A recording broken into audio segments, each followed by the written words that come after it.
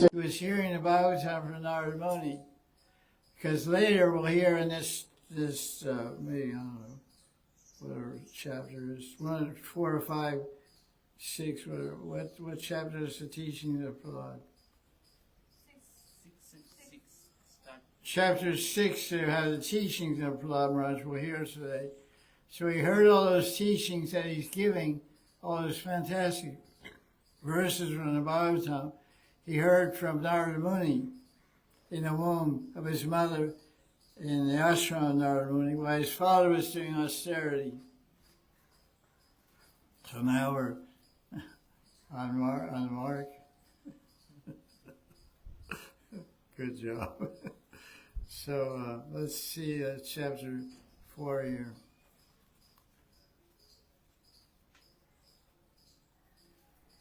Find it somewhere.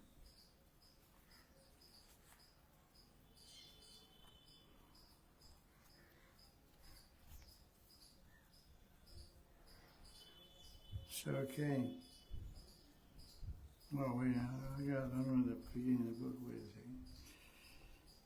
second. 6 cantos. There's 2 cantos in one book here. Okay. It's spaced out. Okay.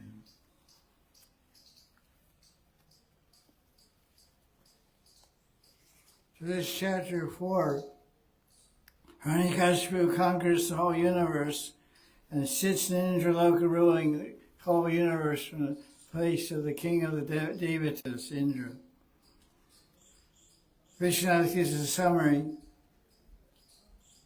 Because he hated Vishnu for killing his brother, Hiranyakashipu defeated all the Vishnu Bhaktas, all the Devatas. This is described in this chapter and describes Prahlad's qualities which came from his being a Premi Bhakta. So Prahlad Maharaj is a Premi Bhakta. So Brahma said to Hiranyakashipu, you ask for difficult boons, but I'll fulfill your boons. So it says he conquered everyone. He was enjoying Indra's palace in what do they call it, Swargaloka. Having a good time, I guess. But Maharaj, according to Sanatana Goswami's Srimad Bhagavatam, Prahlad is not a Premi Bhakta. What does he say? Not a Premi Bhakta. There's 5 degrees of prema. Premature and all that stuff. Yeah. And then above them are the gopis of Vrindavan. But Prahlad Maharaj is classified as a Shanta Bhakta, not as a Premi Bhakta. Premi Bhakta is Hanuman or someone. I have to check it in my... Yeah, Premi Bhakta begins with, usually they say Hanuman Dasirati. But because Prema means doing personal service to Bhagavan. Yes. And Prahlad Maharaj didn't do any personal service, but he was doing smaran. Yes. So that's like a yogi. So maybe he had Gyan Mishra Bhakti or something like that. Yeah. So I've been advised that maybe, although the book says that's the commentary, it's the commentary of Vishwanath, which we don't know Sanskrit, but Bhanu Swami says he had all these good qualities because he was a Premi Bhakta. But someone from the audience said Srimad Bhagavatam to Sanatana Goswami doesn't say that in his description of Prahlad Maharaj. So it's not clear exactly his identity, but he's definitely more advanced than we are. So we can try to become like Prahlad Maharaj would be a good start on the way to Prema Bhakti. He didn't get there, but by his help, maybe we'll get there. So, okay, let's read on here what we have. Okay, Jai Shri Radhe Shyam. And there's verse 13. Where's I got my rocks? rock out. Jai Radhe Shyam. So this verse says,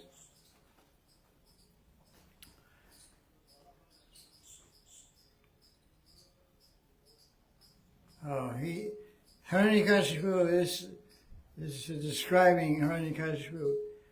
He was full of an abode of austerity, yoga, physical and sensual strength. He was always intoxicated, and his eyes were rolling because he was drinking all the time, I guess, drinking alcohol. He was worshipped by offerings by all the devas except Shiva, Brahma, and Bhagavan Vishnu. Okay. He accepted all this yajna, offerings of yajna, he accepted them for himself. He didn't offer them to Vishnu. Although the yajna Purusha is Vishnu, every yajna vai Vishnu. But he didn't ignore that principle of the yajna, and he took them all himself. Everyone of all the rulers of the various planets became distressed, and they had no shelter, so they approached Bhagavan. And then in verse 22 and 23, it says, we offer respects to the direction where the Paramatma is situated. That's everywhere. Without sleep and fully controlled minds and purified intelligence, living only on their breath, the Devatas began worshipping Vishnu, Paramatma, the master of the senses. Actually, Prabhupada gives a very interesting commentary on this verse. Okay, let's look what Vishnu says.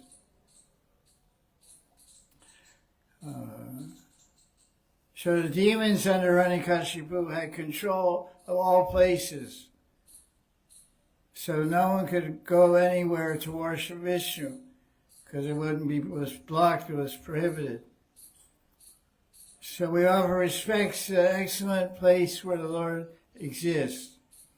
And there's a Sanskrit word here in the first line, Tasye Namostu Kashtaya. Kashta means excellent place and direction. This word kashta probably gives an amazing commentary, which I want everyone to pay attention to, because it's very, it's about, well, let's see what it says.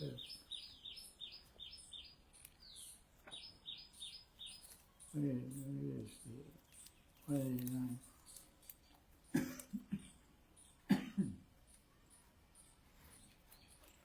Jai Radhe Shyam. Sridev came out of vacation. What verse is that? 22, chapter 4. That's good. 22.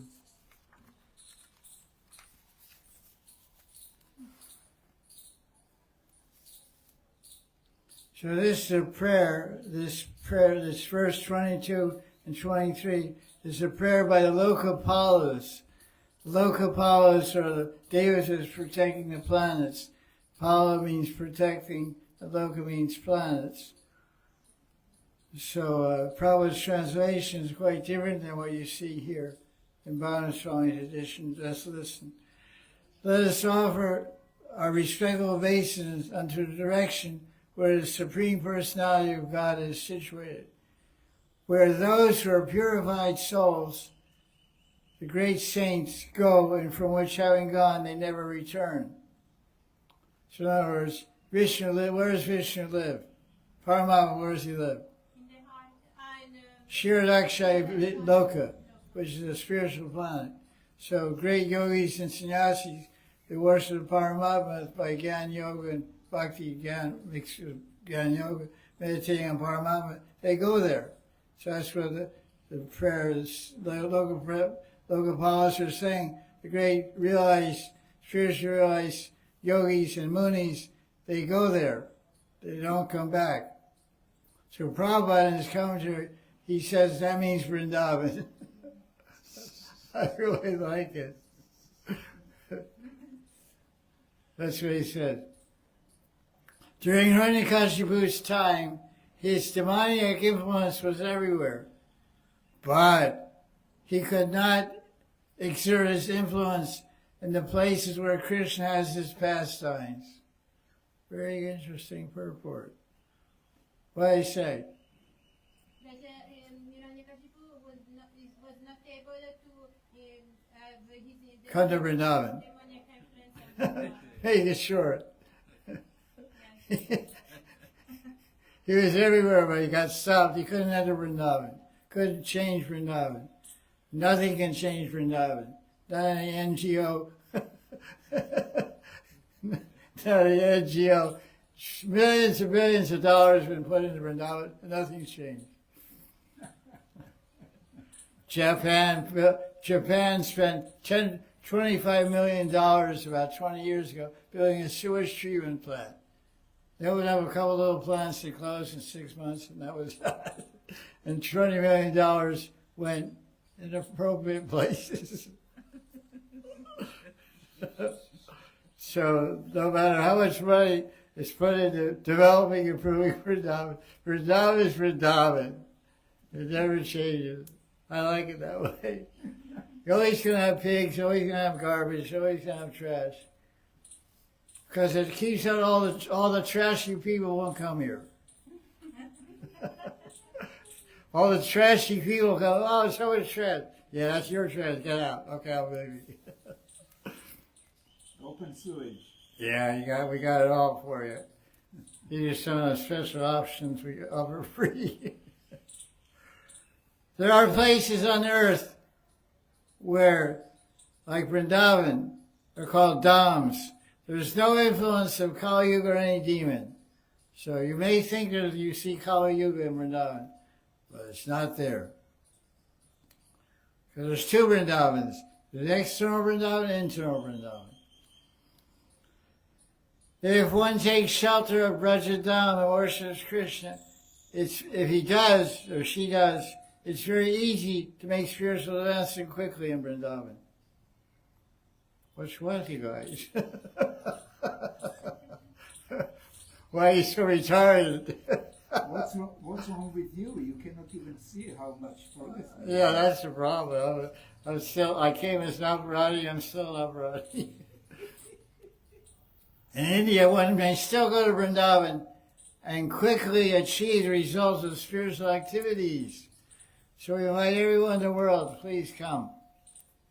And quickly make spiritual, beautiful commentary.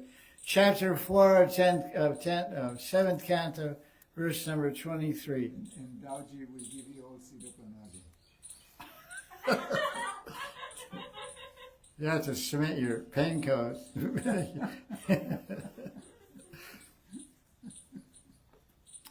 Now, Tesham Avir Budvani, Arupa Mega Nishwana, Sanad Ayanti Kakuba Sadhanam Abhayankari. This interesting Arupa Mega Nishwana. Nishwana means voice, sound, from a cloud, mega, with no form. A formless sound from a cloud. Sanskrit is really cool. It means Akashvani. Means unembodied voice. Arupa mega. A voice like the rumbling of clouds resounded in all directions, driving away the fear of the devotees. Who spoke? Vishnu. Oh, David says, don't fear. See me will give the highest benefit to all beings. I shall stop evil actions of the demon Hiranyakashipu, but I'm waiting for the right time to appear. That's the fact. Everything happens in time. Time is everything happens. So 191, Prabhupada's commentary there. Really interesting. I really like this commentary. I'm sorry to say it. I'm not sorry. I'm very proud to say, happy to say I have the fortune of having access to Prabhupada's books in the original language they wrote them in, which is English, because the translations in many languages are terrible. They're not very, very good. But English is as it is because he dictated all the commentaries in English. So it's really fortunate if English is your language, because Prabhupada's direct words and exact commentaries are available in English publishing of BBT. And in other languages, we don't know what's going on. Not nice. It's not much. Somebody says not much. Okay. So, listen to this. Maddarshanam bhutanam. Bhutanam sarva shreya upapatye. You know what that means? Upapatye, what does it mean? It means attaining. Shreya means good things, benefit. Shreya is prayers. Shreyas means long-term benefit. Shreyas. And Sarva means everything. Bhutanam. So Maddarshan. So Vishnu is telling everyone, if someone sees me, they get the greatest Shreya, they get the greatest benefit. Now Prabhupada gives a very interesting commentary, which is not available. The commentary of Vishnu is one sentence, which is not very consequential. But in verse 26, on this, verse 25, commentary of Maddarshan, seeing Maddarshan means seeing Vishnu. Prabhupada explains how chanting is seeing, meditation is seeing. You know, like it sounds like what verse from Brahma Samhita? No, that's not exactly the point. That's close. Angani.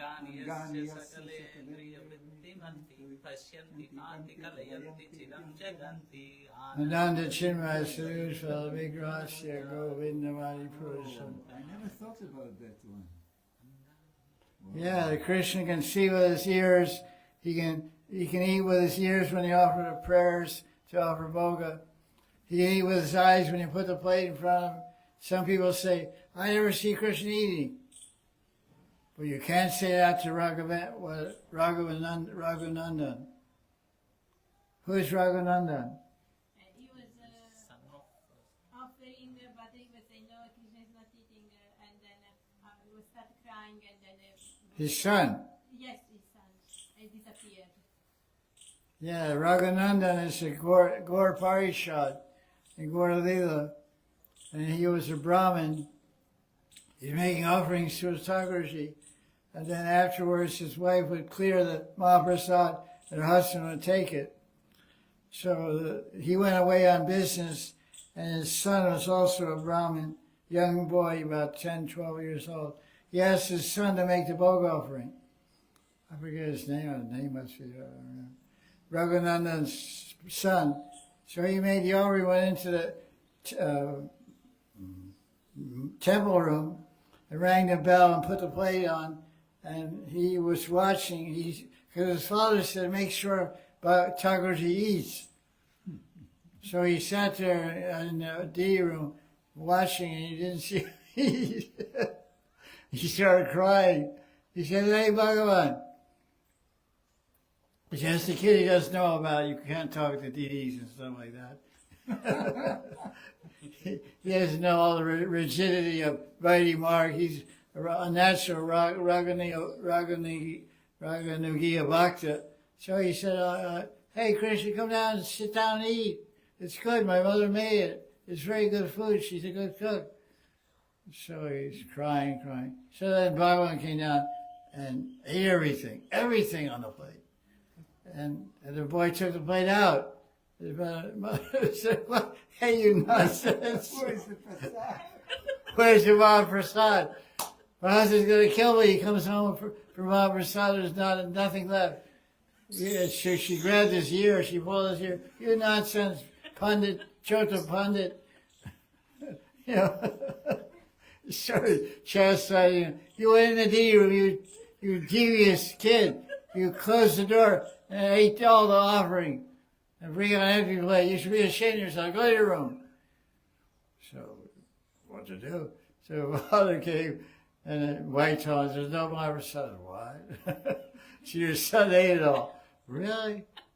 So he called his son, hey, Vatsa, did you eat all the Maharaj? He said, no, I didn't eat it. Mommy's not, she doesn't know what she's talking about. I put it there, he wasn't eating, so I started crying. He came down, sat down, and ate it. So the father's eyes were like, what? Okay, that sounds reasonable. And he told his wife to make some quick laddus. So his wife made some laddus. He said, listen, Gopal, the kid's name was Gopal, rather. Go and make the offering again. So Gopal went in the temple room, made offering, and the father, Raghunandan, hid behind a curtain, secretly watching his son make the offering. And he went in, and it was just there on the plate, and Gopal, the boy, Gopal, started crying. Oh, come on. Oh, Thakurji, you're not eating, you must be full. You must be full. You probably don't have, just come down and eat a little, take a little bit. My mother will be happy if you eat some. So the Thakurji came down, sat down, took one bite out of a laddu. His father was like, oh my God, Krishna's alive. His father was incredulous. It's true. Arshamurti is Sakshat Bhagavan. Arshamurti is directly Bhagavan himself. Arshamurti eats and talks and walks and everything. So that's what Prabhupada explains in his purport about how Krishna sees. What is the meaning of this word? In verse 25 of chapter 4, Maddarshanam, seeing me. Srila Prabhupada says, there's no fundamental difference between Archa Murti Puja and seeing Krishna directly and chanting his glories. All of these are ways of seeing Krishna. Chanting, when you chant Krishna, you can see Krishna. When you do puja, you can see Krishna. For everything done in devotion is a means of direct contacting Krishna. The vibration of the Lord's voice, Akashvani, that the Devatas heard, appeared in the presence of all the devotees. Although the person vibrating the sound was invisible to the Devatas, nevertheless they were directly meeting or seeing Vishnu because they were offering prayers because of vibration. In the vibration, Vishnu was present. Contrary to material laws, there's no difference between seeing Krishna, offering prayers, and hearing the transcendental vibration of his teachings and holy name. Pure devotees are fully satisfied by glorifying Krishna. Such glorification is called kirtan. Performing kirtan and hearing the vibration of the sound of the Hare Krishna is actually directly seeing Krishna.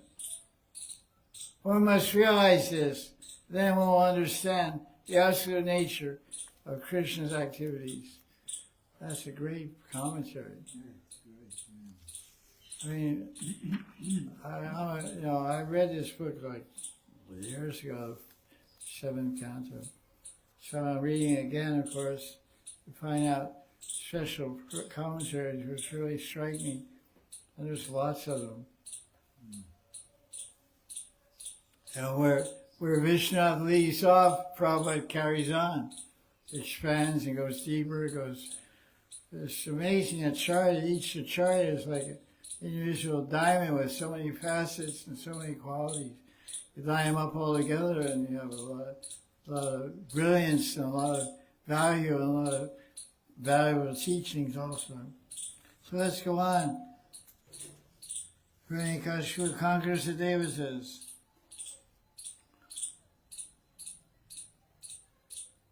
So Vishnu is telling everybody, listen, when Hiranyakashipu offends Prahlad, I shall kill him. Okay, good luck for Hiranyakashipu. Verse 34.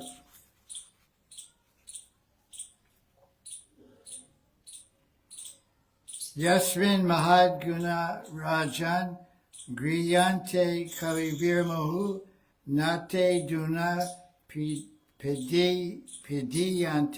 Yata Bhagavatishvare. Prahlad's good qualities are glorified by the wise.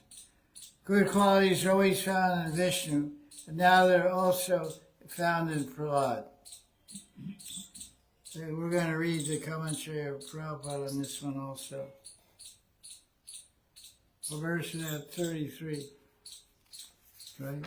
34. 34.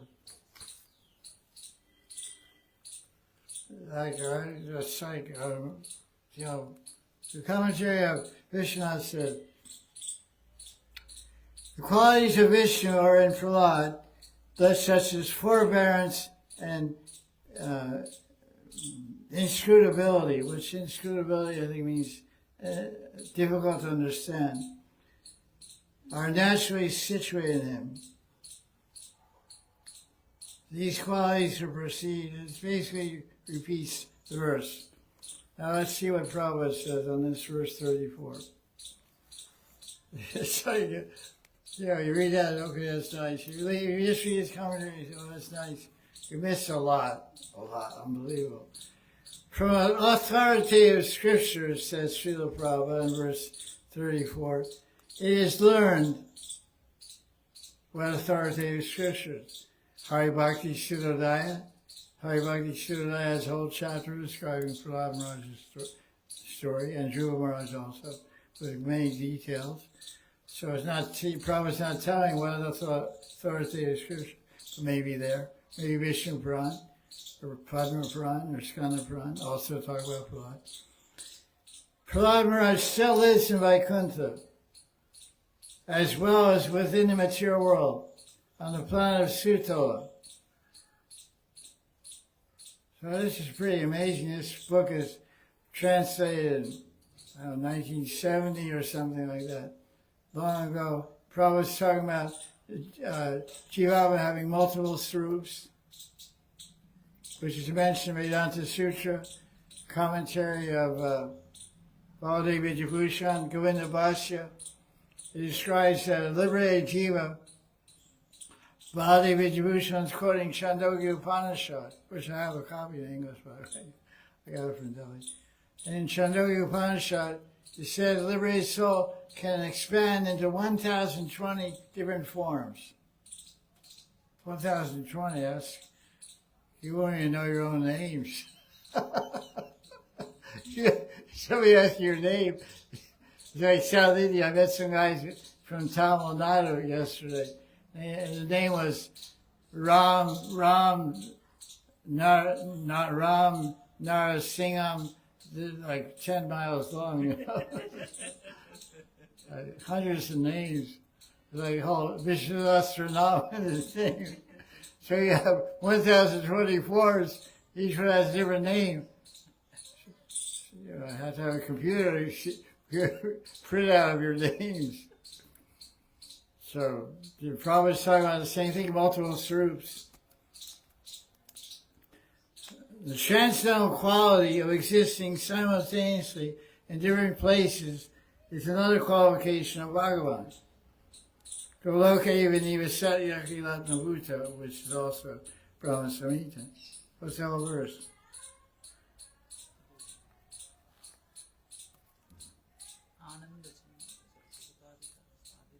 आनंद चिन्मय रस प्रतिपादिता देस्ताभिर्ययेव निज रूपतया कलाभि Goloka Eva Satya Kilatna Bhuta, Govinda Mahanidhi. Very good, good memory. Krishna blessing. So Krishna is everywhere, also in the heart of everyone, and also Vaikuntha, and also Goloka Vrindavan. The devotee acquires qualities almost the same as Bhagavan because of pure bhakti. So the main point of that verse is that it illuminates the principle that a Jivatma can have many swarups in many places, which is common knowledge nowadays, but wasn't so understood then. Now verse 36.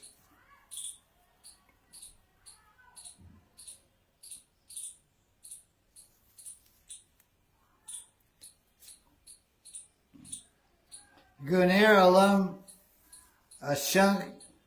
asankyayer mahatyam tasya suchyate vasudeve bhagavati yasya naisargiki rati. Rati means attachment. He had natural attachment. It was natural to Prahlad to be attached. What does it say? He had natural attraction for Vasudeva. Vasudeva naisargiki rati. And this is attachment is explained in the commentary here. Vishnu says, from verse 37 to 41, 6 verses, who's speaking? Narada Muni, who's speaking this part? Narada Muni speaking this part of Bhagavatam. The next 6 verses, 37 to 41, Narada Muni describes the Naisargiki Rati, the natural attraction for Krishna, or Vasudeva, which was possessed by Prahlad Maharaj.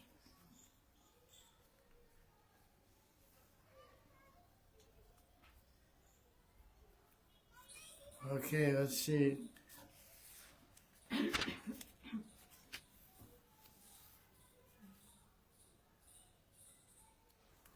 He says here, in the commentary, he says this phrase, Krishna Gra Grihita, what's the name? Grihitatma. So what does that mean?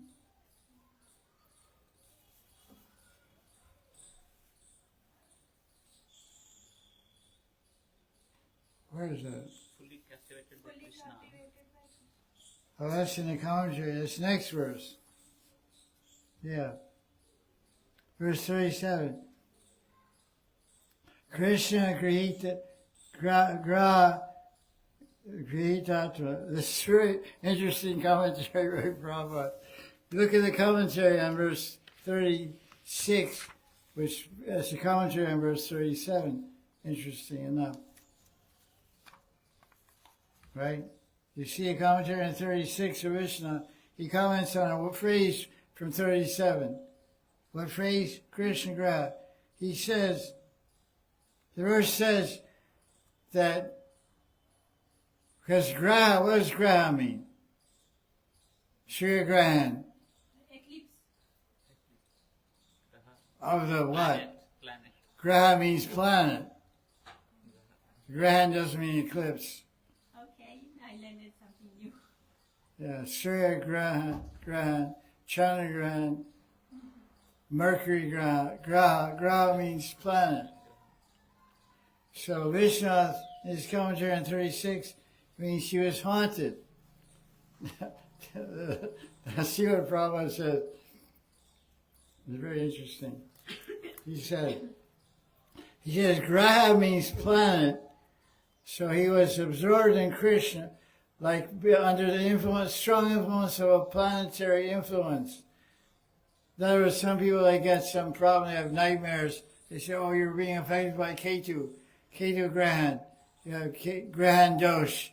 You have fault or difficulty with your Ketu Grahan, your Rahu Grahan. It's causing you bad dreams, nightmares. So it says, so Krishna is compared to an evil planet. It says Krishna Graha, Grihitatma means captured, captivated. They get captured by a ghost, become ghostly haunted, become possessed due to planetary influence. Graha. So Prabhupada said Prahlad was fully absorbed in Krishna because he was under the influence of the Krishna ghost. Krishna Graha. What's planet? That's a black planet. You covered with ignorance. Forgetfulness, ignorance. Prabhupada says, here's Graha means, Krishna Graha means by Krishna, who's like a strong influence of a planetary influence. It's very interesting. really fun. It's fun performance. So that's maybe what we can blame our problems like that. See, what's with so and so? Why is he or she acting so crazy? Krishna, oh, it's told in the Bhagavatam. They're like Maharaj, Krishna Grahagritava. They're captured by the Krishna influence of the Krishna planet. Krishna Gran, Surya Gran, Chandra Gran, Krishna Gran. This devotees eclipsed their brain. Their brain is eclipsed, is captivated, controlled by. This is really funny thing. So I just want to point that out. It's a pretty interesting thing. So what is some of the characteristics of his Naisargiki Rati? He didn't want to play. His mind was fully captivated by Krishna. Krishna agreed to Manastaya. There's three things mentioned here. Verse 37. Three symptoms that Prahlad Maharaj showed his natural attraction for Krishna. What are they in verse 37? What are the three symptoms? He's not interested in play. Sanskrit. The Kridanako. Yes. Nyasta Kridanko. Krida means play, right? Jump Krida, Rasa Krida. Hello? Yes. That's a good word to say. We don't know where it is. Just say yeah. Yes. If somebody doesn't know anything, you say yes. Krida. Nyas means, what does sannyas mean? Renouncing everything. Sam means everything. Sam kirtan. Kirtan, everybody. So sannyas. Nyas means renounce. Renounce everything. So what does it say? Nyas krida. He renounced all krida, renounced all play. Verse 37, you see it? Yes. Nyasta means sannyasta. You get sannyas from playing. So that's one symptom of Naisargiki Rati. What's the second one? Jadavat Tanmanastaya. The second one is Manastaya. His mind was fixed in Krishna. Manastaya. Mind was fixed. What's the third thing? Krishna Graha. Yeah, Krishna Grant. He was haunted by Krishna. Prabhupada's commentary says in verse 37, Prahlad Maharaj is a vivid example of a great person fully absorbed in Krishna consciousness. Jai Prahlad, Bhakti Prahlad Maharaj ki, Shri Bhagavan ki jai, Shri Narasingha Jai Narasingha Jaya, Jai Jai Narasingha, Shri Narasingha Jai Narasingha. Okay, good, Jai. Okay, more symptoms. More symptoms. Naisargiki Rati. Crying, dancing, lost in thoughts, identifying with Krishna. Tadbhavana yuktas. Tanmay, yuktas, tanmay. Tanmay means one. Yukta means one, union, joining. Tanmay. His body was one with Krishna. You imitate the Lord's pastimes. Commentary here is very nice. Vishnu's commentary. When Prahlad would suddenly get sporty of Vishnu, he would cry out with great longing. When the Lord would see Prahlad, Vishnu would say, "Oh Prahlad, dear child, without seeing you, I'm very unhappy since you are so dear to me." When hearing it, Prahlad became confused and danced crazily. Then the sporty would disappear. And Prahlad would fall into separation, identifying himself with the Lord by the strength of Vyabhachari Bhav of Unmad.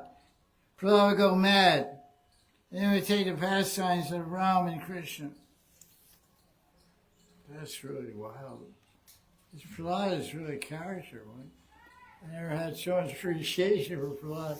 I was just a little kid, you know.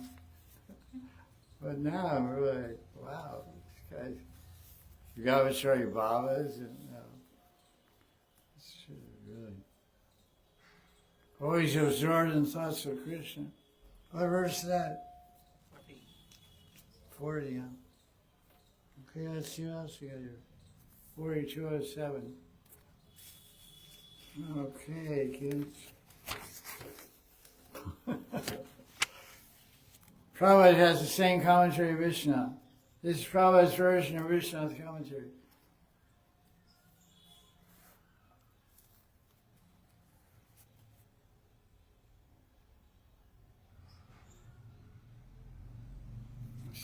Really amazing. This verse further clarifies the comparison of a devotee to a child. If a mother leaves her small child in his bed or cradle and goes away to attend some family duties, the child immediately understands the mother has gone away, and therefore he cries. As soon as the mother returns and cares for the child laughs and becomes happy. Prahlad was always thinking of Krishna, and sometimes in separation he would think, he would say, where is Krishna? This is explained by Chaitanya Mahaprabhu, Sunyaya Tam Jagatsaram Govinda Virahiname. When an exalted devotee feels that Krishna is invisible, having gone away, he cries in separation. Sometimes when he sees Krishna has returned, he laughs like a child. These are synonyms of bhava. That's really cool. These bhavas are described in Nectar Ocean. These bhavas are visible in the activities of perfect devotees. Now that's verse 39, Prabhupada's commentary. So verse 40 we read Vishnu's, right? But here's Prabhupada's version of verse 40. Prahlad Maharaj sometimes felt that Vishnu was far away from him, therefore he called loudly. Cried, it must be. When he saw Vishnu before him, how did he see him? Sporty. Almost like Saksha Darshan, but not exactly direct darshan. But it's a very vivid appearance, seeming you can touch and feel that it's like a hologram. You think it's three-dimensional, but it's only two-dimensional. That's the Sporty. Vishwarti is more profound experience of the same thing. When seeing Vishnu before him, he would become happy and dance around. In separation from Vishnu, sometimes he shows symptoms of madness, which Vishnu says, unmad. Krishna is worshipped by the transcendental feelings of the devotee in one of the relationships of Shanta, Dasya, Sakya, Vatsaya, Madhurya. They're really nice commentaries, you know. Here, the feelings of Prahlad were in the mellow of Vatsaya Rati, the affection of a child for her parents. As a child cries when left by his mother, Prahlad felt Vishnu was far away, and he cried. And then when Vishnu returned, he said, "My dear child, Prahlad, don't cry, I'm coming." So hearing this, the devotee begins to dance, singing, "Ah, here my Lord is coming." The devotee in full ecstasy sometimes imitates pastimes of Vishnu Krishna, just as the cowboys used to imitate behavior of the jungle animals. Very interesting. Prabhupada slipping into his own personal Stairati here. Because most devotees in ISKCON, they believe that Prabhupada's in Sakyarati. I don't think, what is Narayan Maharaj doesn't agree with that? No, of course not. Yeah. I don't know what it is myself, but they would use this to use this commentary to try to support their idea. And they probably, he's talking about 5 rasas. The only one he mentioned is Saki rasa. That's an example. Yeah, but since, his guru, his own guru, Bhakti and Madhurati, he's Nayanamani Mandri, and Gorgi Shore and Bhakti, everybody in the parampara is mandris. By law of averages. Yeah, how can suddenly Prabhupada change the whole parampara? Yeah, so very interesting. There are a lot of people running with that, so I guess we'll keep running.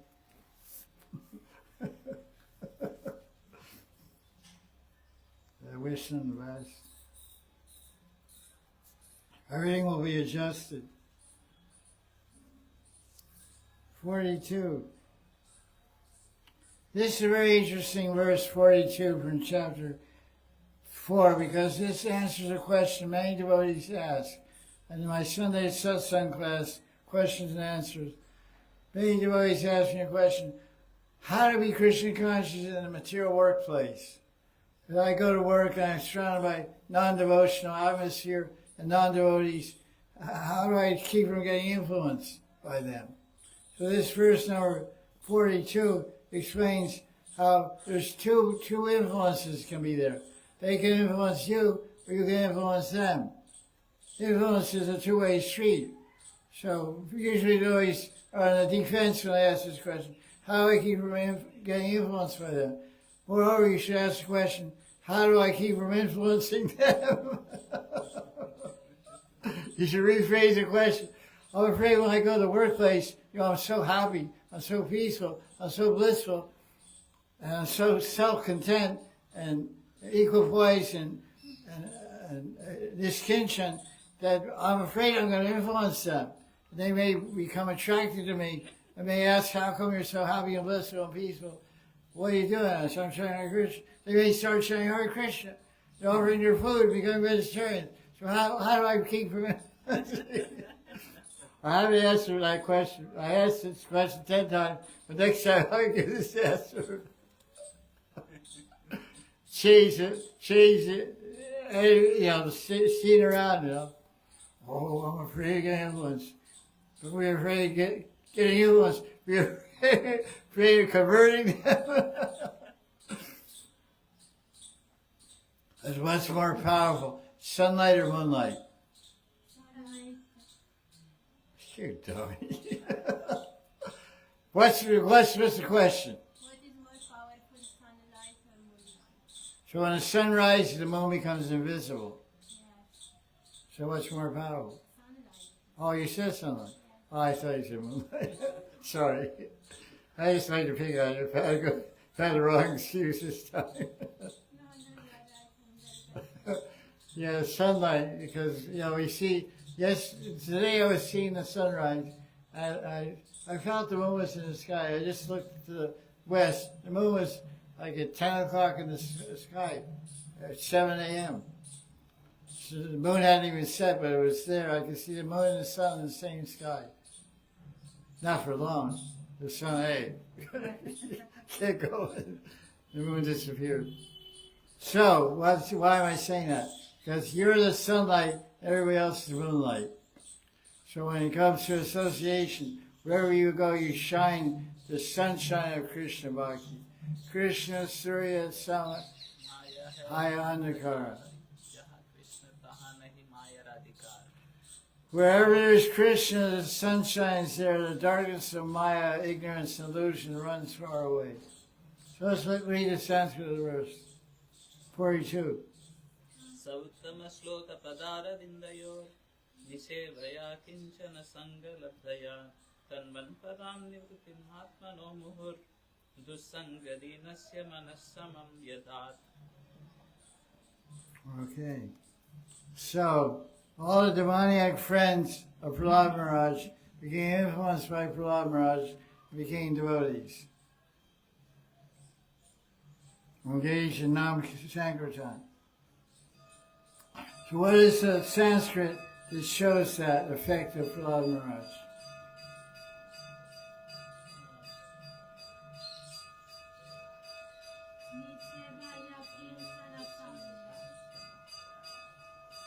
Akinchana Sangha Labdaya.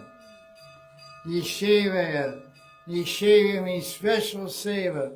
Ni means special. Seva means special service that they did, and Labdya means attain. They attained devotion by serving a kinshan, by associating with a kinshan bhakta.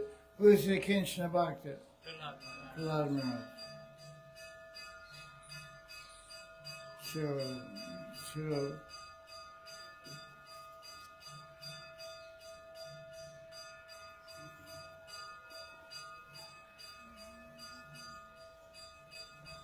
Prahlad Maharaj, Prabhupada's commentary in 42.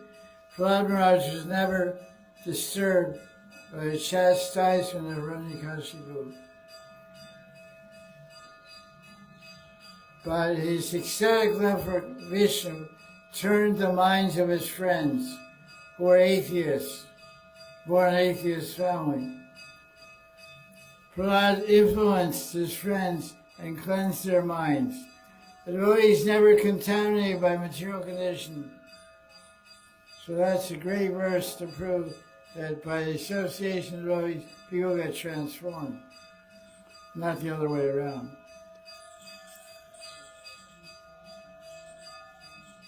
Okay, that's good. Hiranyakashipu tormented his own son Prahlad. That's the end of chapter 4. Now chapter 5. Hiranyakashipu attacks Prahlad.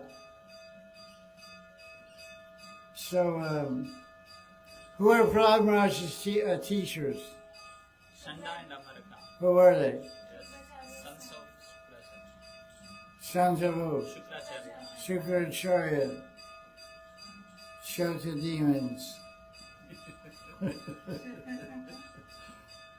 Shouted demons. Priests. He was attacked by elephants.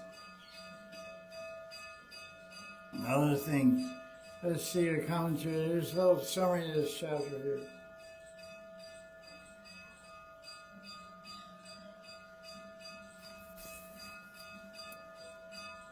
Prahlad Maharaj refused to carry out the orders of his teachers. That sounds like us. Plus, we never did our homework. He was too busy worshipping Vishnu. This is described in this chapter. Hiranyakashipu tried to kill Prahlad in several ways. That's not much. That's the summary of the chapter.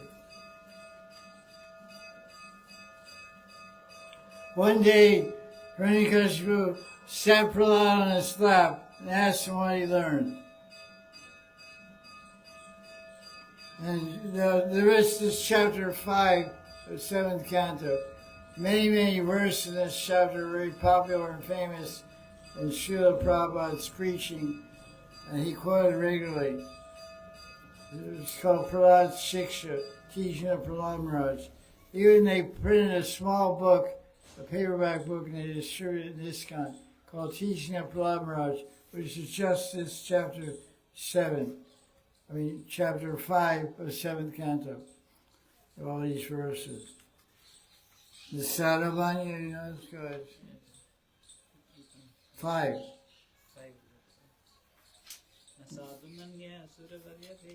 Loud, not soft. Sorry.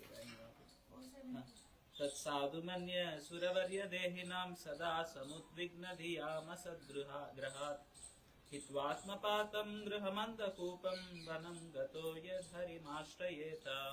Most people don't know this verse. Many people know one phrase of this verse. Priyamanda Kupam. What does that mean? Blind well of family life. Voice of experience speaking. Okay. Griyam, house, anda, blind, Kupam, well. Family life is blind alley, one-way street, no return. So let's see what commentary Prabhupada has on verse 5. Vishnu says,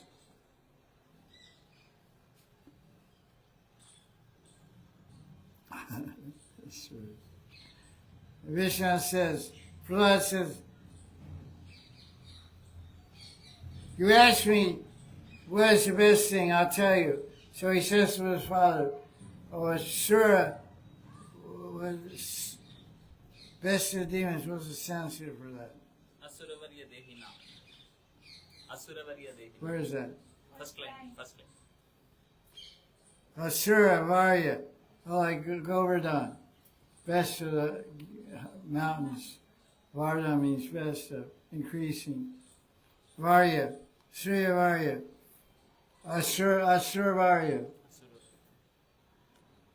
You're the best of the worst.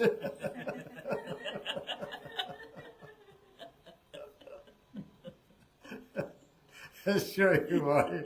You're the best of the worst guys. Best of the demons. Asuras. Prahlad said, you ask me, I'll tell you. I think it's best that the minds disturbed by illusions of me and mine should give up their house and go to the forest and take shelter of the Lord. The most significant line in this verse is what? No. Vanam gato yad dharmashriyeta. Vanam gato yad dharmashriyeta. So, now, what do you think Prabhupada is going to tell in this verse? What's your idea? Go to temple and do kirtan. Shatarikis Rastra. Worship the Supreme Personality of God. So what's Prabhupada going to say? Vanam gato. Gato means what? Go to the van. Yeah, it took a while. It's very clear from the commentaries of Prabhupada that he's... Where's my rock? Oh, here it is. Where's my rock?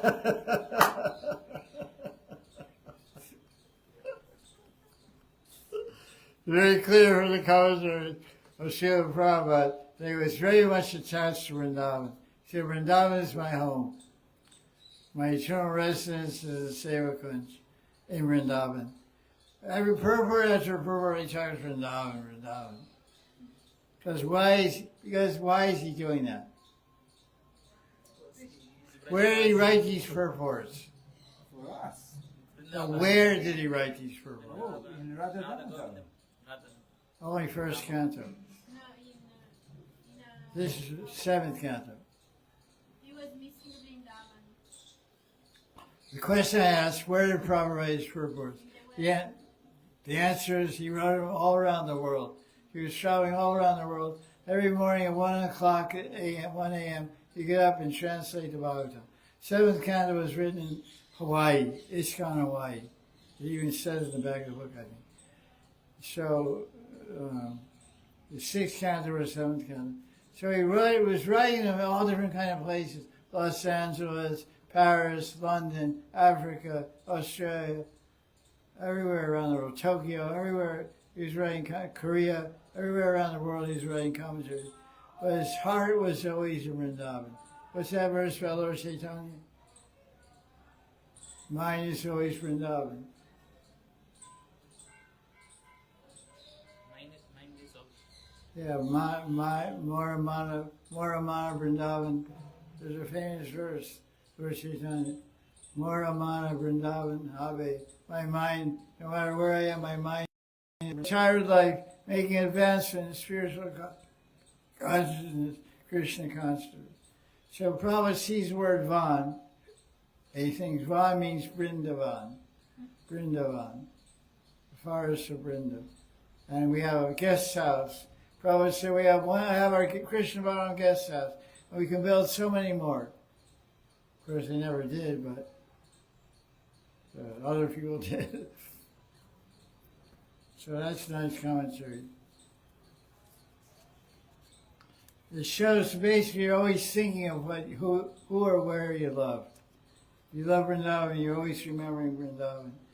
Or first, you love someone, you're always thinking of them, remembering them. Now let's look at verse 12. Read the Sanskrit. Sayadanuvrita pumsam pashubuddhirvividyate anyayesha tathanyoham iti dhedagata sati. When Krishna is favorable to a jiva, one's animal intelligence is destroyed. Animal intelligence. Why? Because Sanskrit says what? Pashubuddhir. Who says that to Krishna? The gopis. During Pashakela, Lalita says, you can't win this game of Pashakela because it requires some brains. You're a Pashubuddhi because you take on the qualities of your association. You always associate with cows, you have a cow brain. You have a brain like a cow, Pashubuddhi, animal intelligence. So, who's speaking here? Narada Muni. Prahlad. Oh, Prahlad. Prahlad? 11th it's Prahlad. That's true. Yes. Who are you speaking to? Verse 14 says, O Brahmana.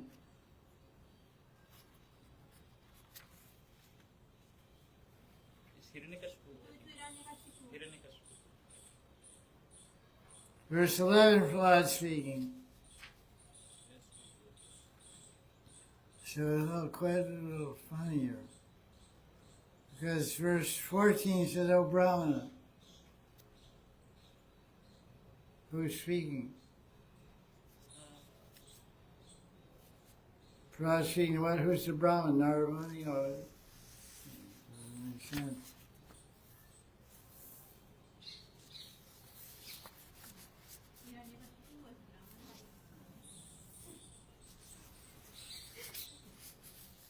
No. That was. Narada Muni is speaking in 15th chapter, 15th verse, the great chapter. Oh no, Prahlad is speaking to Brahmana. So Narada Muni. Who's the Brahmana? In 15th verse, it is 14th verse. in 15th verse, Narada said, there it is, the great soul. Oh, okay. So who's the Brahman Prahlad speaking to? Priests. His Shandaya America. Okay, smart. Shandanamarka, who were the teachers of Prahlad Maharaj, asked him why he learned to speak to his father. The teachers brought the student, Shandanamarka brought Prahlad to meet Hiranyakashipu. And Hiranyakashipu said, well, you learned, and he spoke it. And so then Prahlad spoke to the teachers. Prahlad taught the teachers. That's good. Here's Prabhupada's translation, verse 12. When the Supreme Personality of God is pleased, because of bhakti, one becomes a learned person, doesn't make distinctions between enemies and friends and oneself. Intelligently, one thinks every one of us is the eternal servant of Krishna. Therefore, we're not different from each other. That's a really nice way of saying it. Very much more clear and personal translation. Prahlad Maharaj's teachers and the Maniac father asked him how his intelligence had been polluted. So, fill in the market. Prahlad said, as far as I'm concerned, my intelligence isn't polluted. His father said, your intelligence is polluted. It's dirty. How you got this dirty brain? And Prahlad said, my brain's not dirty, your brain is dirty. That's pretty cool. Pretty fiery 5-year-old. guy 5 years old is giving sauce to everybody. That's called fearless. Abhay Prahlad. I guess Prabhupada liked Prahlad because he was fearless like himself. Prabhupada was a very fearless personality. 70 years old, get on a boat to America. That's pretty fearless. By the grace of my Prabhupada's commentary, by the grace of my spiritual master in Krishna, I have learned that no one is my enemy, no one is my friend. We're all eternal servants of Krishna. By the influence of Maya, we think separately,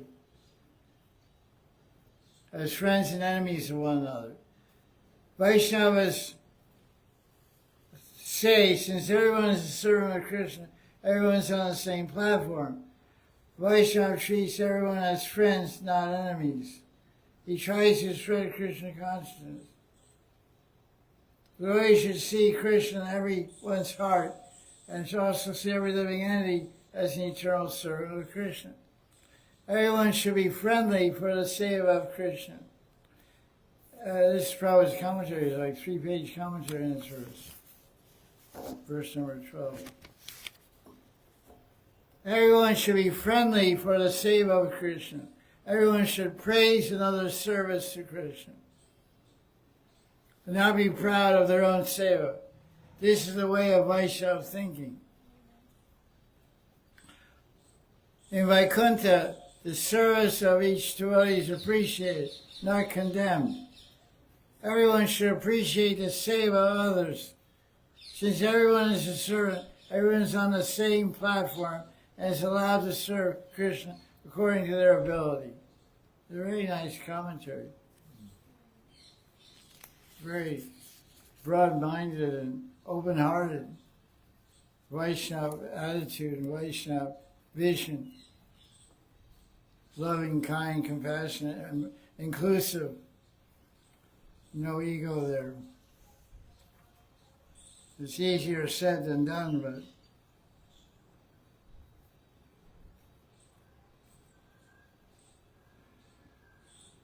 so the teachers of Prahlad Maharaj try to teach him Dharma, Kama, Moksha, all kinds of, but no, not Moksha. Dharma and Kama. They didn't try to teach him Moksha. They try to teach him how to stay in the material world and control and rule over the material world. So read verse 19. Tatayenam gurur jnatva jnata jneya chatushkayam daikendram dasyayamasa matrum ristam alankritam. So the teachers taught him 4 subjects. Political intrigue, which has 4 divisions. Sama, Dana, Beta, Danda. What does that mean? Sama. Pacifying the public leaders. Praising others. Sama means pacifying, giving a post. No, Sama means pacifying. Love bombing. Huh? Love bombing. Love bombing. I knew you would say love bombing. Love bombing. Bombing. Yes, B is dropped. This is English. Okay. Okay. I don't know. Sama, done, giving post, I guess. Beta means dividing, getting rid of, putting them to hell. Divide and rule. Divide and rule. And done means hit him over the head. Yeah, that means I should invoke these 4 methods. Especially the fourth one. Hit a few heads and maybe people wake up, you know. They were sleeping. These are 4 diplomatic principles. Prabhupada gives a nice explanation of it. There's always rivalry between the guru and the disciple. Excuse me.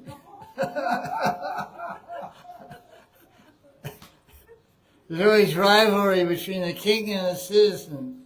When the citizen agitates, the public against the king. Where the disciples agitate other disciples against the guru. The duty of the king is to call and try to pacify them with sweet words and say, you're very important. Why should you disturb the public with some new cause for agitation? If the citizen is not pacified, the king should offer a bribe, a lucrative post as a governor or minister, give him a high-paying salary to make him agreeable. That's called sama, dana. If the enemy keeps on agitating the public, the king should try to create dissension in the enemy's camp. But if he still continues, the king should employ argumentum ad bacillum. It's a Greek term. Argumentum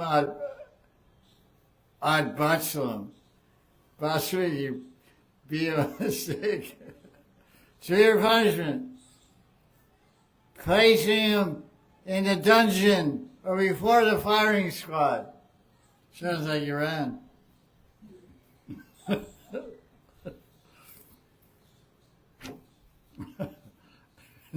No comment. So Ranika group talked about all these things. What did he say? Harinama, Harinama, Eva Kevalam. Stay.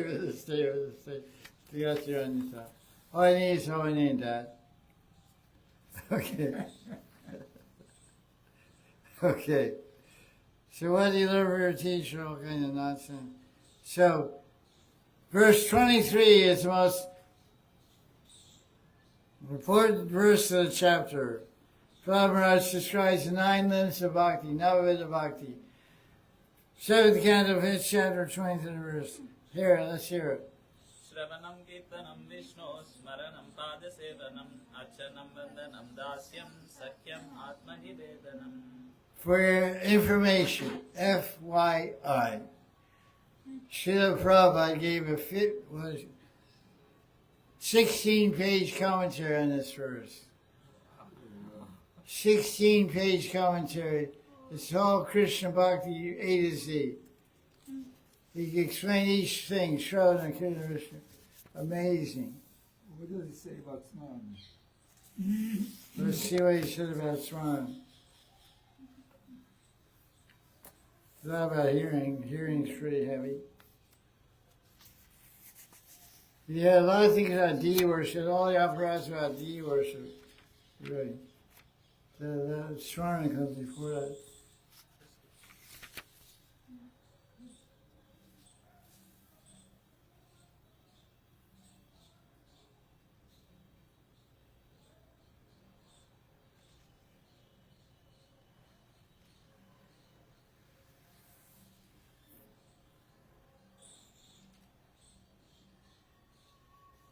How about hearing?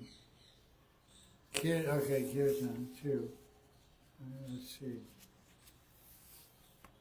Oh, okay, offenses, the holy name. Swarna. As one hears and chants, the heart becomes cleansed, and then Smarna is recommended.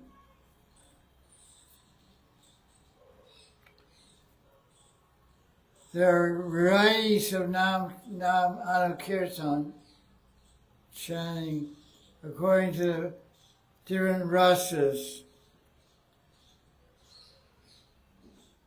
There are 5 kinds of remembering. Remembering the form of the Lord, remembering, concentrating on one subject, withdrawing the activities of thinking, feeling, willing from others. Concentrate upon a form of Krishna called meditation, Rup Dhyan. That's my addition. Concentrating continuously on the form of Krishna called Jnana Smriti, or perfect meditation. Awakening a liking for concentration. A very interesting definition. Awakening a likening for concentration on a particular form of Krishna called samadhi. Mental concentration upon particular pastimes of Krishna is called remembrance. What? remembrance. So smara means ultimately provoking a conclusion that mental concentration upon Krishna's pastimes is called smarana. Therefore, samadhi is possible in 5 different ways in terms of one's relationship. So there's samadhi and madhurati, samadhi and vatsalarati, samadhi and sagarati, and dasirati. He says 5, samadhi and chantarati. So that's that. A lot of stuff about deity worship. It's interesting purport, I have a lot of time to read it. So let's see what else we got here. All the famous verses of Prahlad here. Matirna Krishna Paratosatava Nate Vidu Swartakam Vishnu. These are all great verses of preaching. So after Prahlad spoke his preaching of Bhakti Yoga to Hiranyakashipu, what did Hiranyakashipu do? He ordered him. He threw him on the ground. he threw off his glove on the ground. He slapped it. The kid was flying like a pretzel or something. He threw him on the ground. He was angry. Take away this boy and kill him immediately. Okay, kids. It's getting heavy now.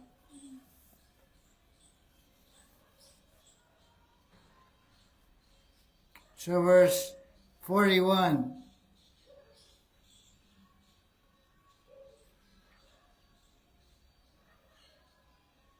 There's one verse in this chapter says, Govinda Pariramita. Govinda Pariramita means that Prahlad was always embraced by Govinda. So he's always like a child, protected by sitting on the lap of the Father, being protected by the Father. So let's see the commentary on verse 41 from here. Oh, Guranga.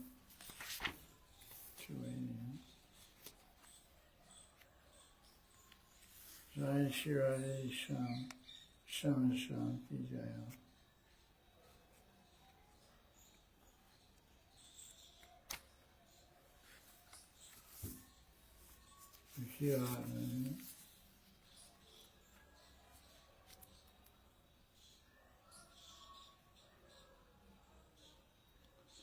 So Prabhupada's translation of 41.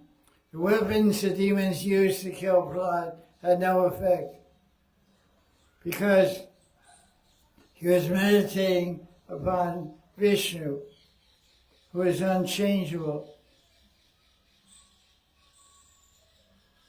Prahlad Maharaj was always meditating on the Paramatma Lord Vishnu. This way he was always protected. Oh, not much going on with that one. See, let's see.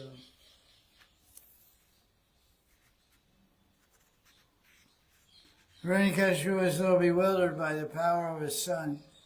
I tried to kill him in so many different ways, and I can't kill him. It seems like he's going to bring my death. He's going to cause my death.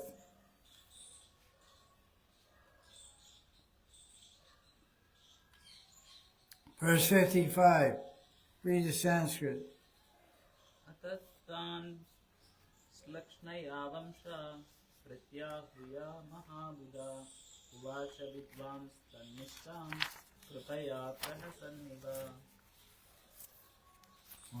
Translation. Smiling with compassion, Prahlad, who was very intelligent, knowing that the boys would accept him as teacher, responded to them with a sweet voice. Yeah.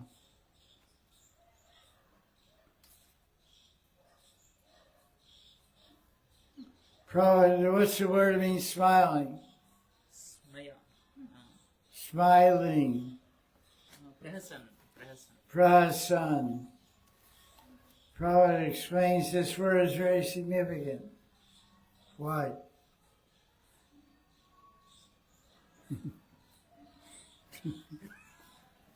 What do you think? That's really...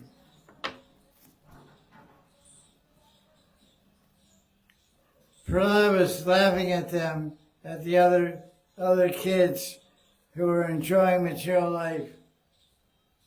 But he knew it wasn't real happiness. So the duty of... didn't see a point there. But Prahlad was smiling. He thought it was funny. They were so attached to family life. So verse 54 said, when the teacher would go home, the students would get taught by Prahlad Maharaj. So his teaching of Prahlad are in chapter 6. We'll get to those now. So he said, listen you guys, we're 5 years old now. What should we do? Stop playing and start worshiping Krishna. Komara Achra Pragyo Dharman Bhagavatamiya Durlava Manasajama Tadabhya Dhrumatsa. This human life is very rare. We should start worshiping Krishna right now.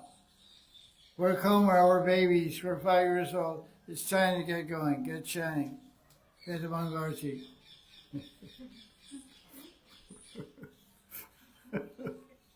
60 rounds. Said 60 rounds. Come on.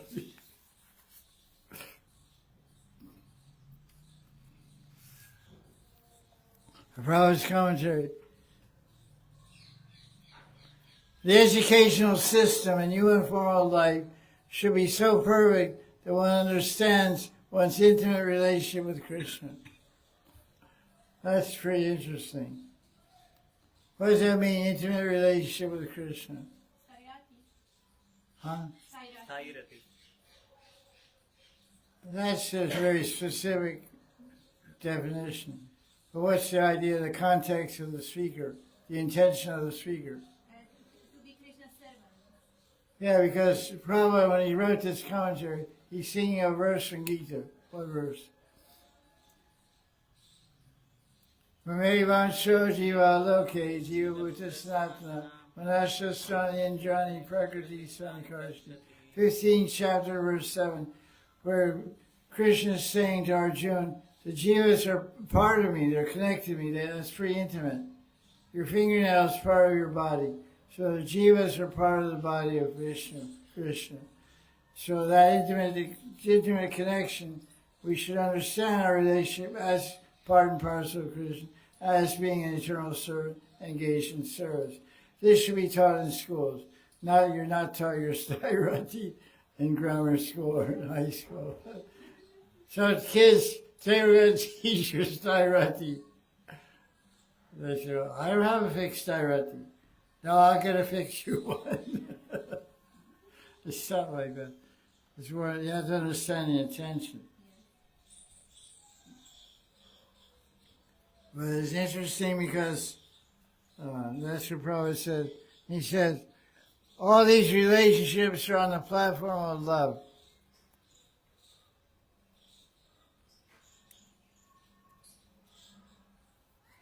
Vishnu is the center of love for everyone. That's a really nice sentence. I really like that. Vishnu is the center of love for everyone. And therefore, it is everyone's duty to engage in loving service of Vishnu.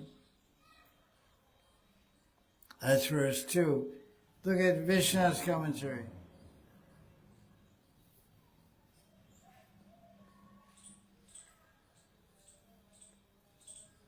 The race translation. Did you read the Sanskrit for verse 2? Chapter 6, read it. Yata he purushasyeha Vishnu padapasarpanam Yadesha sarva bhutanam priya atmeshvara suhrit. Priya Atmeshvara Suhrit. That Krishna Vishnu is a dear lover, the son, Brahman, the master friend of all living entities. So this word priya is very interesting because priya is based on a Sanskrit root pri. Pri means affection. The word pri means affection. So we have the word priti, which means affection or love, and prema. But the root word is pri, P-R, pri. So he's saying that Krishna, Vishnu is a priya, is the lover of everyone, affectionate lover of everyone. And he's provided, he's to control every atma, and he's friend of everyone. So Vishnu's commentary is very nice. He said he says that these words indicate different styratis. The word priya, pritya, affection, indicates madhurya bhav. And the word atma represents shantarati. And Ishvara represents dasarati. You're the master, Ishvara, and I am the das. I'm Ishvara das. I'm the servant. And Sakya is Surit means Sakya, friendship. One should fully surrender to Krishna, whichever Baba one desires. That's pretty nice.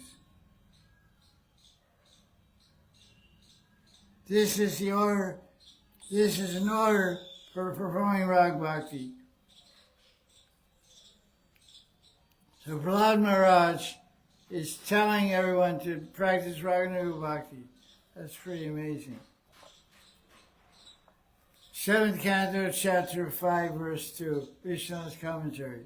He said, this is in order to perform Rag Bhakti. An interesting thing in the middle of the 7th Canto. This is what? He says in order, Agya. An order. I never, it doesn't say, what's probably, what's that verse 2, huh? Verse 2. Yes.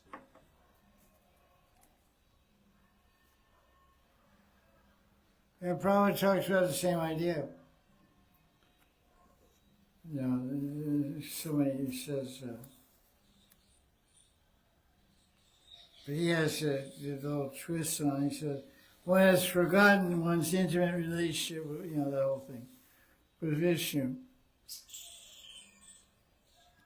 So we should revive it, but, you know, that's, we don't align ourselves with that idea.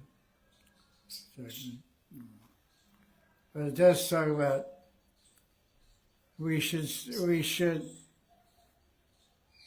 revive one's eternal relationship as servant in Dasaras, friend in Sakaras, parent in Vatsaras, or Madhuras. Prabhupada's idea is that styarati is fixed in the jiva. But that isn't, the Goswamis don't teach that. They say styarati is not fixed. All these relationships on the platform of love. It's very interesting, it's very specific what Vishnu says, that Prahlad Maharaj is ordering, one should perform bhakti. Bhakti or Raga Bhakti? Well, the translation is one should perform bhakti by the methods which allow one to surrender to those who the Lord. But the translation, the commentary of Vishnu on this Sanskrit, bhakti here means Rag Bhakti. That's Vishnu's idea. And Rag Bhakti means styarati, madhurati, sakirati, vatsarati, which point is also made by Prabhupada in his commentary. So he's aligning himself with Vishnu's concept also. Because Rag Bhakti is all about styarati. Prabhupada talks about styaratis in the purport, so by inference, you can say he's also indicating Rag Bhakti. Vishnu said it right in black and white. This verse is in order to perform Rag Bhakti. Who's following that order in the audience? Not you guys. There's guys. Anyway, out there. Hope you are. Wish you the best. So, 6th verse. Here, light on. Yes. Going into nighttime now. Nighttime mode.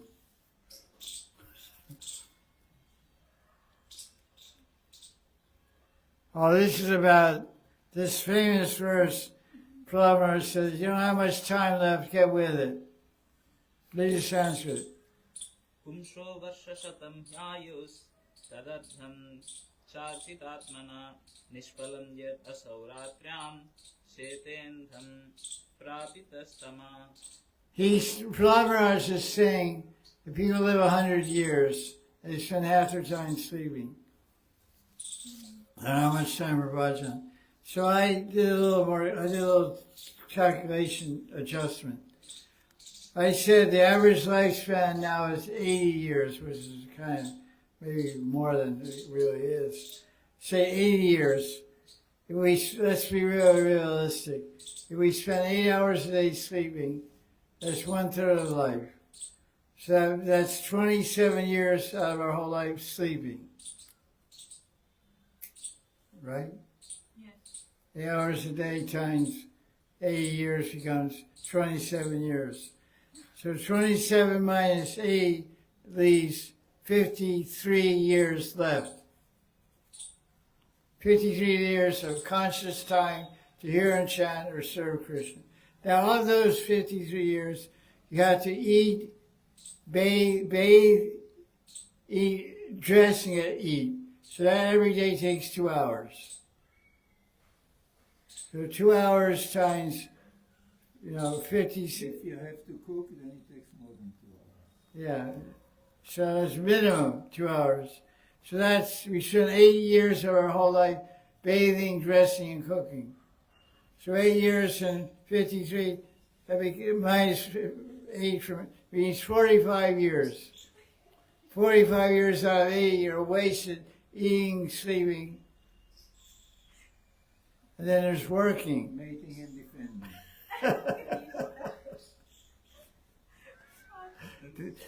Ashwatthama elephant is dead.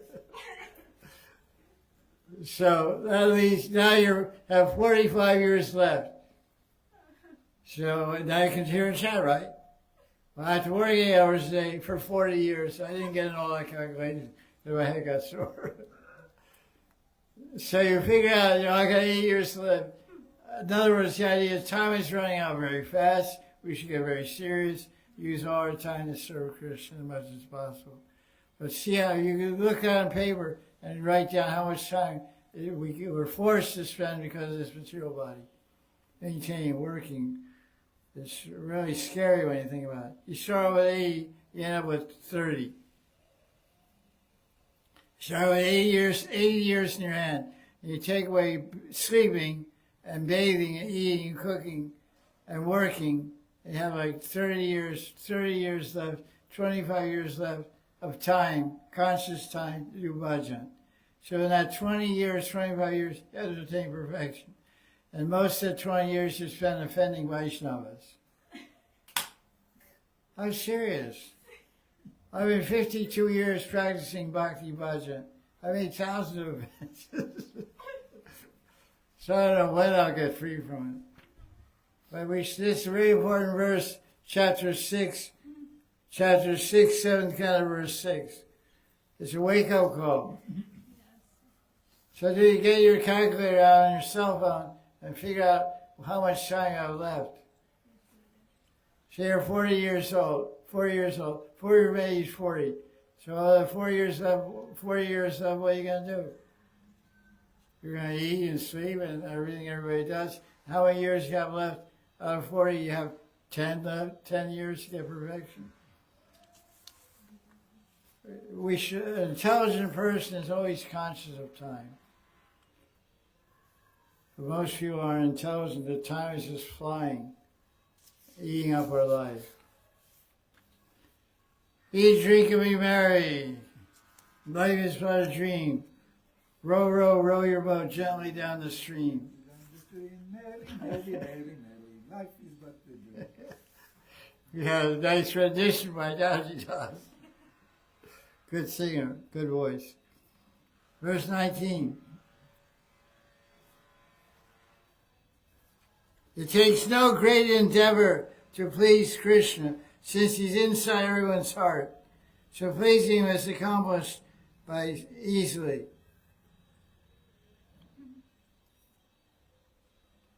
Since Krishna resides in the heart of everyone, it's not difficult to please him, if you please everyone.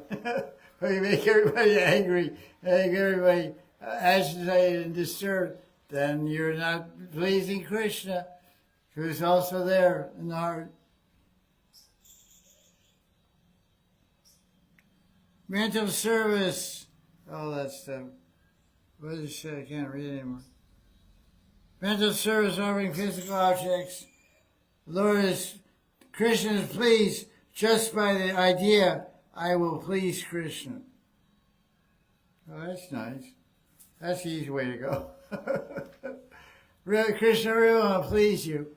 I'm not, but I want to please you. So good thoughts have value. But there's a little twist on that thought. We have an expression in America. The road to hell is paved with good intentions. Good intention means good thoughts. You have good thoughts, but you didn't act good, you didn't speak good. So where do you go? Hell. What does Maharaj say in 24? Read the Sanskrit. Babaji. Tasmat sarveshu bhuteshu dayam kuruta suhridam bhavamasuram unmuchya yaya tushyati adhoksha. Read English also. Give up your demonic mentality and show mercy and affection to all beings, by which attitude the Lord will be pleased. Give up your demoniac attitude and show mercy and affection to all beings. By that attitude, Krishna will be pleased. Okay, that's good. That's hard to do, but try your best. Verse 30. The last verse, end of the chapter, end of the class. Thanks for hanging on. It's hard, I know. You get credit for that. Sons of the demons said, O Prahlad, we and you do not know any teacher son to the market. So how did you get all this spiritual knowledge? So that we'll find out next week, chapters 7, 8, 9, how he got the spiritual knowledge. Find out next week how did Prahlad Maharaj get his transcendental wisdom. Srimad Bhagavatam Mahaprabhu ki jai jai Shri Radhe Shyam. Good night. Good prasad. That's really good news. You finished your book. I'm really excited. Yeah, but I'm not rushing it. Yeah, I know. I met Great Yamuna. release.